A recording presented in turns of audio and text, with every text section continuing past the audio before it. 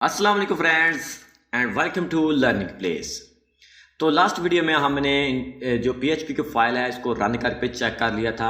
तो आज की इस वीडियो में हम PHP पर मज़ीद काम करेंगे, यानी पार्ट नंबर 5 के अंदर आपको बताऊंगा कि अगर आपने किसी टेक्स्ट को यहाँ पर प्रिंट कराना हो तो कौन सा फंक्शन यूज़ कर सकते हैं।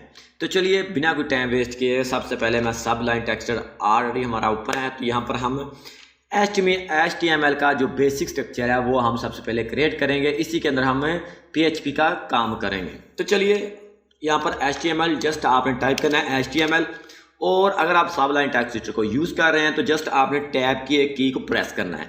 तो अब आपको बेसिकली स्ट्रक्चर जो है HTML का स्ट्रक्चर है वो मिल गया है। तो यहाँ पर टाइटल में आप कुछ भी टाइप कर सकते हैं। जो टाइटल क्या होता है ये सेव करके आपको चेक कराता हूँ।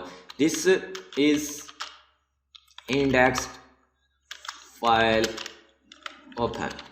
तो यहाँ पर कंट्रोल एस करते हैं। तो इसके बाद हम इसको क्या करेंगे, रिफ्रेश करते हैं। यहाँ पर देख सकते हैं this is index file open.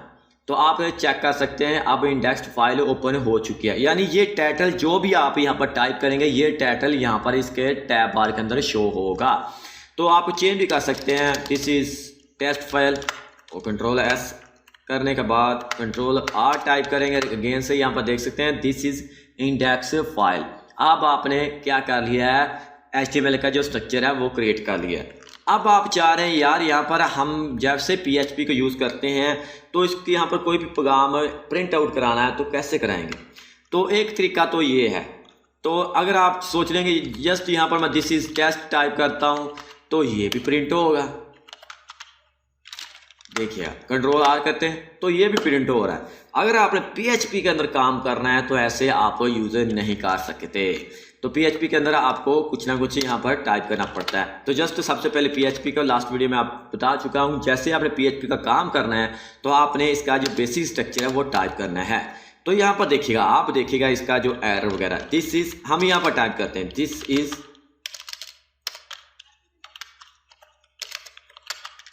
Test file, control S करते हैं। आप देखिएगा अब आपको बता रहा है कि आपका सिंटैक्स एरर आ रहा है।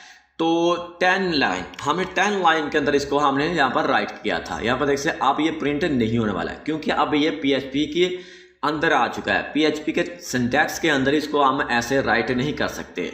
ऐसे को राइट करने के लिए कौन सा आपने यहाँ पर सिंटैक्स यूज़ करना है, तो आप यहाँ पर क्या कर सकते हैं, इको करें। इसको आप इको बोल सकते हैं या प्रिंट भी बोल सकते हैं। इको एंड प्रिंट के अंदर आपको एक मैं डिफरेंस बताऊंगा, जैसे हम काम करते जाएंगे तब आपको मैं इसके बारे में बताऊंगा।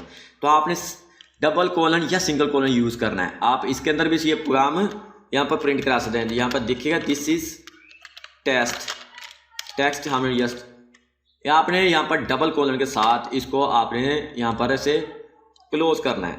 तो यहाँ पर देखिएगा अब इको यहाँ पर मैं करता हूँ डबल कोलन के अंदर, दिस इज डबल कंडीशन के अंदर दिस इज टेस्ट फाइल 2। तो यहाँ पर इसको क्लोज करते हैं। अब कंट्रोल आर करते हैं तो देखिएगा अब ये दोनों के अंदर जो दोनों प्रिंट तो हो रहे हैं, लेकिन इसके बाद हमको क्या चाहिए, यहाँ पर एक चाह रहे हैं कि एक लाइन शुरू हो, यानी ये दोनों अलग अलग से हो। तो हम यहाँ पर HTML का एक VR का टैग यूज़ करेंगे। तो देखिएगा अब this is a test, this is a test file 2, इन दोनों के अंदर ऐसा फ़र्क है। तो ऐसे आप अपना जो प्रोग्राम है वो प्रिंट आउट करा सकते हैं यूजिंग अ PHP। तो नेक्स्ट वीडियो में हम आपके साथ और PHP के जो फंक्शन है इसके बारे में बात करेंगे।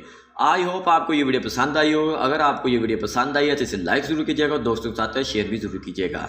तो आज की वीडियो में इतना ही, तब तक के लिए मुझे दीजिए इजाज़त।